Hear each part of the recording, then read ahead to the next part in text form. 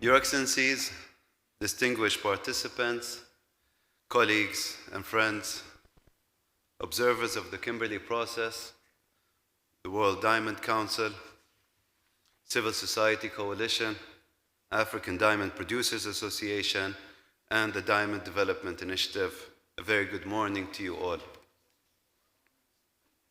Let me begin by expressing my sincere thanks to Her Excellency Safiya Hashim Al-Safi, Acting Assistant Undersecretary for the Commercial Control and Governance Sector at the Ministry of Economy of the United Arab Emirates.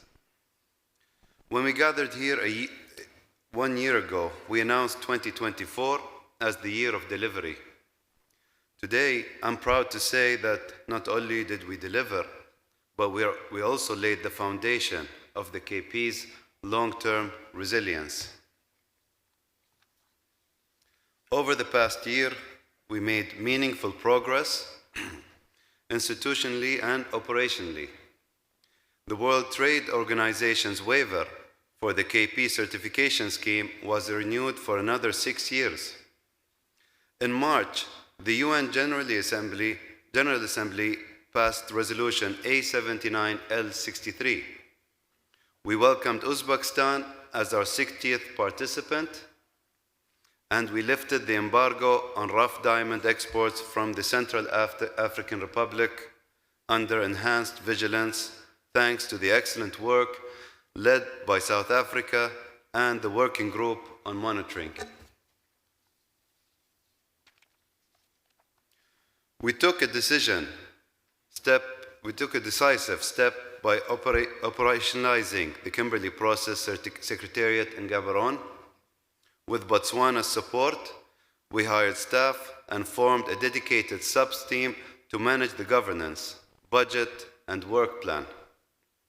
We look forward to welcoming the first Undersecretary this August. On that note, I also remind those behind on their contribution to the KP Secretariat to make their payments without delay. Another important milestone was the overhaul of the KP's digital identity. We refreshed the website from the ground up to ensure that the role of the KP and its important work is available to the broader public. We have also seen transitions. Caroline Francis, chair of the Working Group on Statistics, has retired, and I thank her for her dedication. The US has indicated they will continue to chair the group with India as vice chair.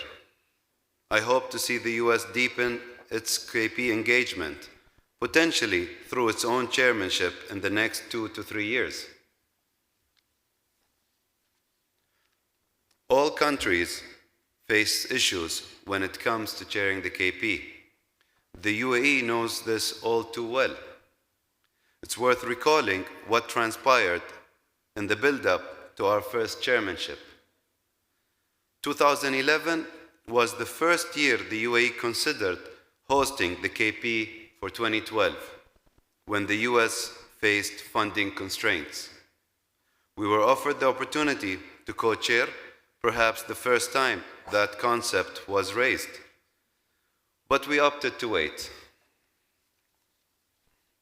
Instead, we submitted our first application in 2014, before our inaugural chairmanship was confirmed for 2016. It's fair to say we were not exactly welcomed with open arms by all. In fact, civil society, under the misguided and self-proclaimed leadership of Alan Martin, orchestrated a full boycott of the KP, even though many NGOs did not agree with it. And we now know, of course, that Alan Martin pushed forward to discredit the UAE despite objections during an NGO meeting that took place in Freetown, insisting that their donors required them to keep the boycott going. In response to Alan's attempts to intimidate us, I wrote to representatives of the United States, Australia, Canada, and the European Union to clarify their positions. No one confirmed Alan's statement. To the credit of Giorgio Tsitsopoulos, the EU's KP representative at the time, he responded constructively and forcefully to disassociate the European Union from these claims. Their words and their support during plenary meant a great deal, which I will quote again here.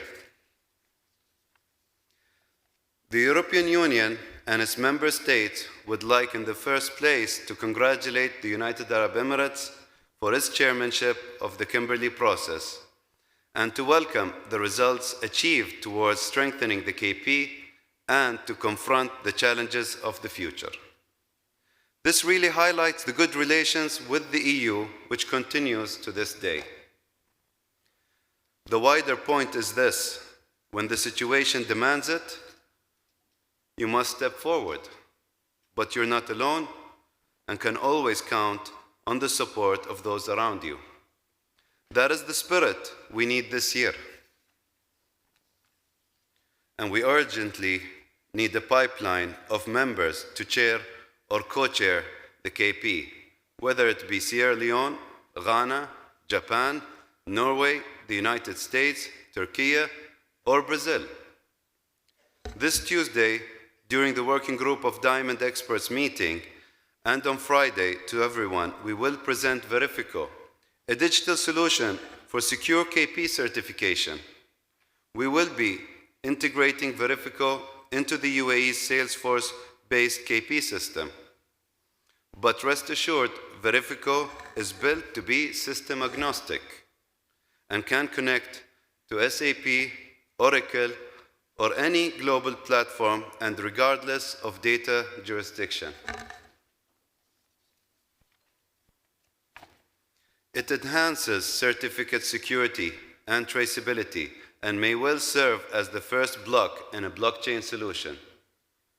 Building Verifico required a significant investment, and the UAE is proud to make this intellectual property freely available to the Kimberley process, a gesture that reflects the legacy we wish to leave behind.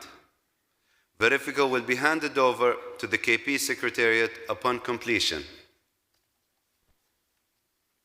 We believe Verifico can support the statistical reporting infrastructure, and we look forward to hearing from the Working Group of Diamond Experts on how we can define standardized data inputs. In the same vein, I also call on the KP Secretariat to assume full responsibility for the KP statistical database over the next 12 months, an essential step in modernizing our data capabilities and enhancing institutional ownership.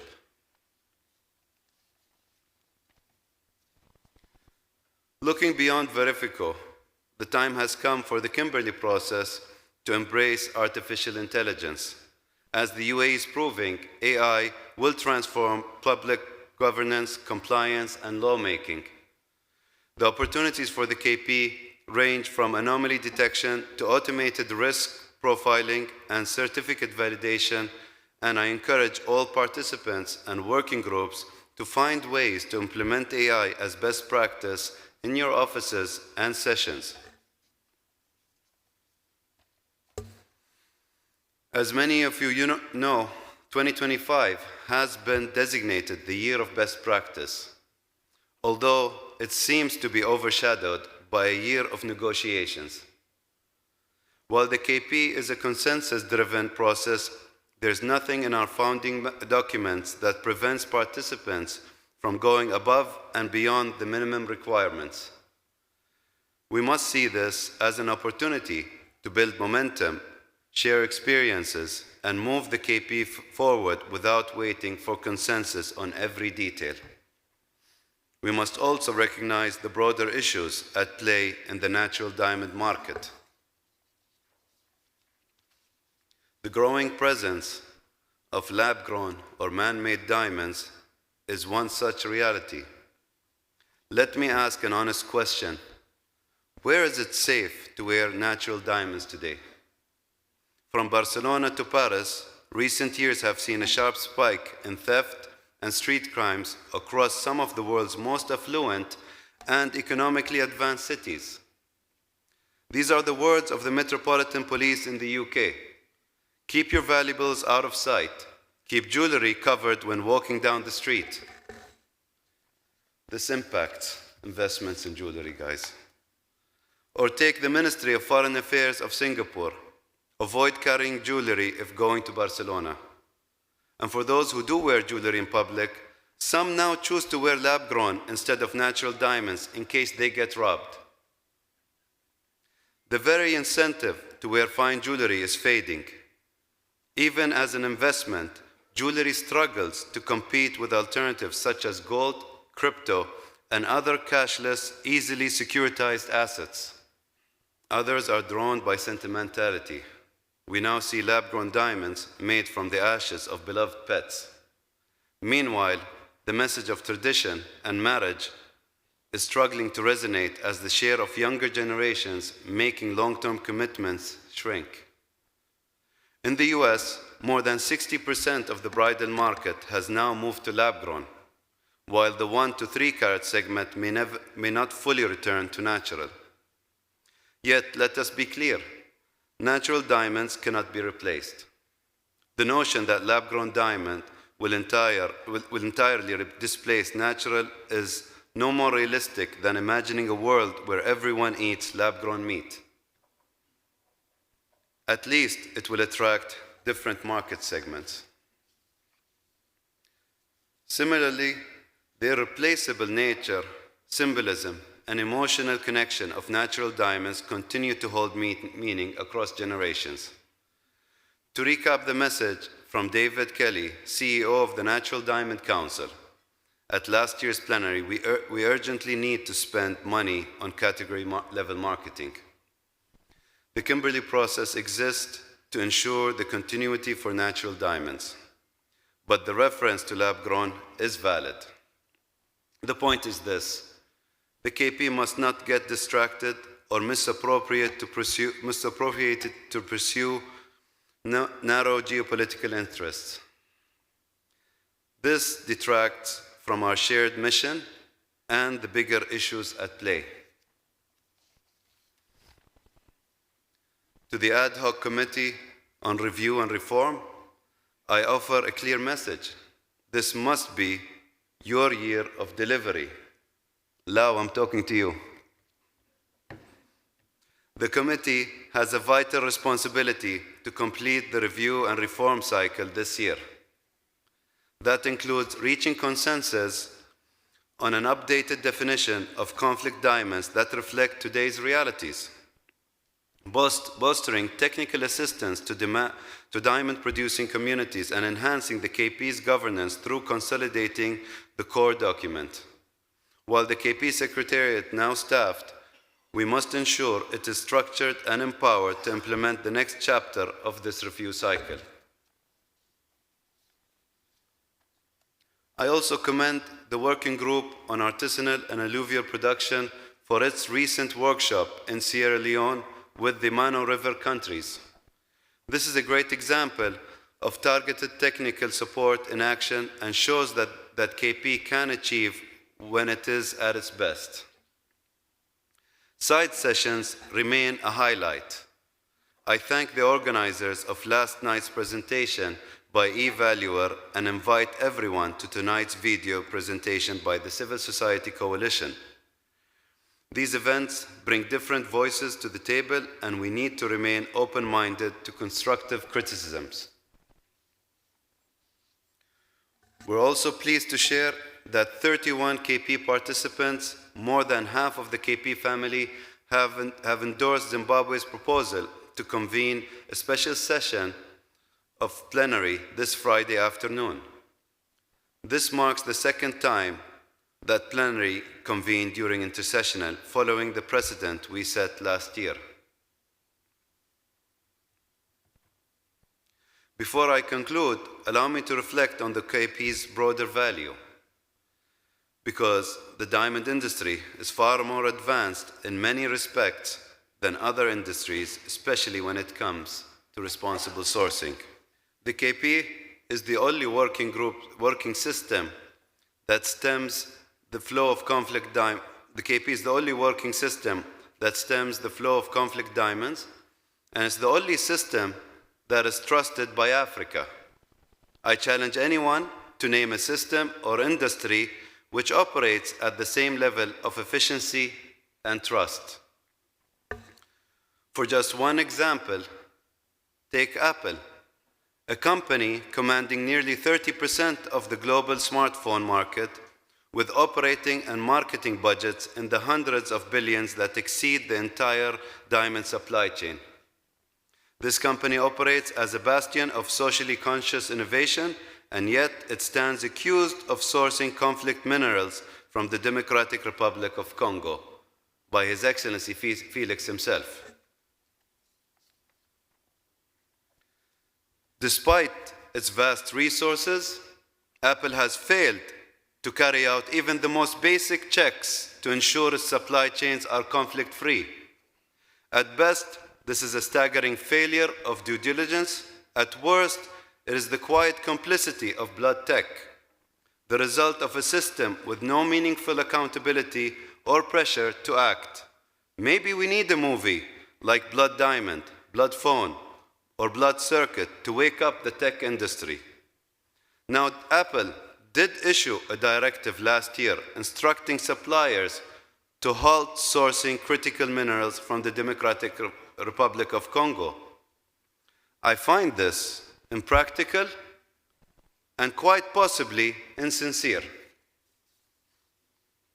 To take just one of these minerals, cobalt, which is vital to lithium-ion batteries powering nearly all Apple devices, Apple alone requires roughly 12,000 tons of cobalt annually. The Democratic Republic of Congo accounts for 70 to 75% of global production. Australia and Canada only produce 4% and 2% respectively. Simply put, even with all the cobalt from Australia and Canada combined, it would fall short. Apple remains tied to Congolese cobalt. And given the sheer scale of global cobalt consumption, it is almost certain that many of us in this room, despite our best intentions, are carrying devices tainted with conflict minerals. The KP may not be perfect, but we're doing the work, and that matters. It is a global best practice, and the world would be a better place if other critical minerals replicated the Kimberley process certification scheme. We are here to share our knowledge, which brings me to a topic that we have failed to properly acknowledge for many years: the arms trade. The illegal flow of weapons continues to destabilize diamond-producing nations. How can we consciously speak of preventing trade in conflict minerals and continue to turn a blind eye to this? We must ask, what is the arms industry doing to self-regulate? We must ask, what is the arms industry doing to self-regulate? To ensure traceability, to prevent arms from fueling black market violence. We cannot continue to be silent. It is high time we acknowledge this and start talking about solutions. In the spirit of the KP's Year of Best Practice, we should explore how to cooperate with the Arms Trade Treaty and the UN Register of Conventional Arms.